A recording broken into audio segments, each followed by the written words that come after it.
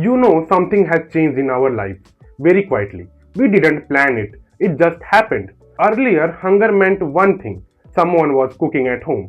You could smell it, you could hear it. Now, hunger usually starts with a phone notification. We have replaced the aroma of our mother's kitchen with a delivery alert. And honestly, most of us didn't even notice when that happened. Even festivals feel different now. Earlier, festival meant preparation, waiting, and effort. Today, it's mostly about which app is giving the best offer. And this isn't just some emotional nostalgia. There's a serious angle to this. Our constitution under Article 47 talk about nutrition and public health, that the state should protect it.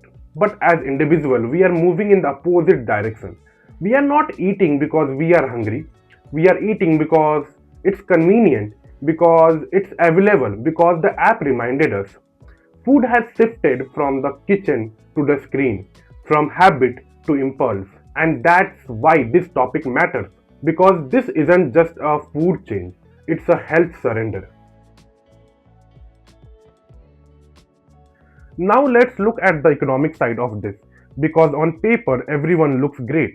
The food delivery industry crossed around 1.2 lakh crore rupees in just 1 year 2023 to 24. That's massive growth, faster than many part of the economy. And if you look at it superficially, everyone seems to be winning, are making serious money. So the question arises that what is the problem? Actually, the problem is this growth is hiding something, a silent crisis. While this industry is growing, our health is quietly shrinking. That cost doesn't show up in revenue charts, it doesn't show up in quarterly reports, but it shows up in rising lifestyle disease, in hospital bills, in long term damage that no one is counting today.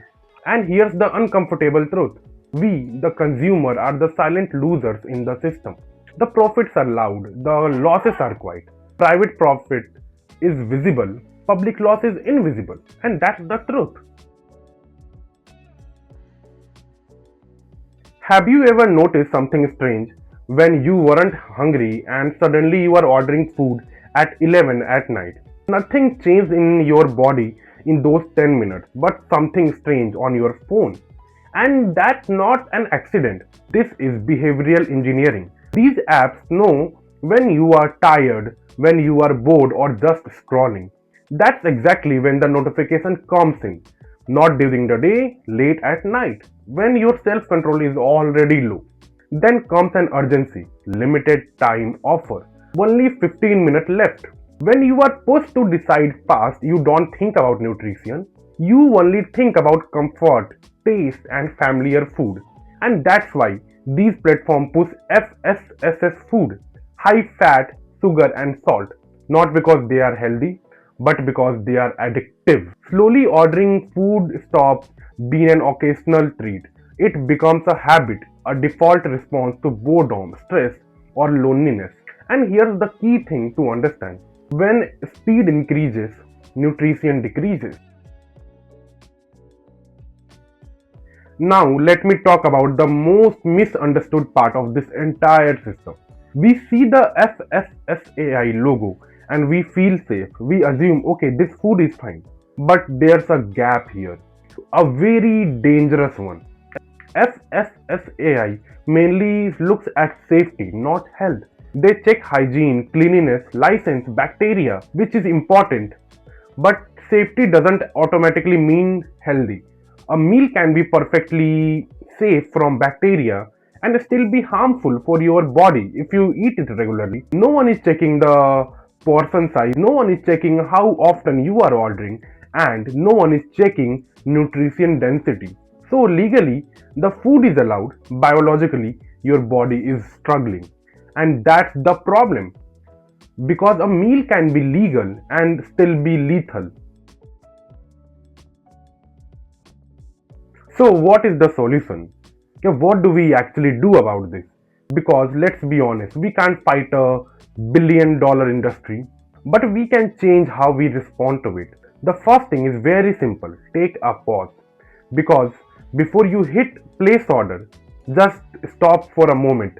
Ask yourself one basic question: am I actually hungry, or am I just bored, tired, or stressed? That one pause break the automatic habit. Second, anchor your meal at home. Make rotis and rice your default, not ordering. Outside food should be an event, not a routine. You don't have to be perfect. You just have to be consistent. And when you do order, make smarter swaps. Choose grilled instead of fried, whole grains instead of maida, lentil based food instead of heavy, creamy dishes.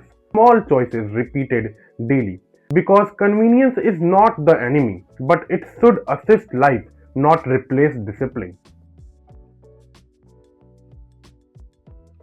At the end of the day, laws can only do so much, policies can guide, platforms will do whatever benefits them, but the final responsibility always comes back to us. Our constitution talks about protecting public health, but in real life, the final regulator is not the state, it's you. You decide what you eat, how often you order, and whether convenience controls your routine or supports it. If this made you think even a little, share it with someone who is stuck in the habit of ordering without thinking, because convenience is a powerful tool, but it was never meant to control a lifestyle.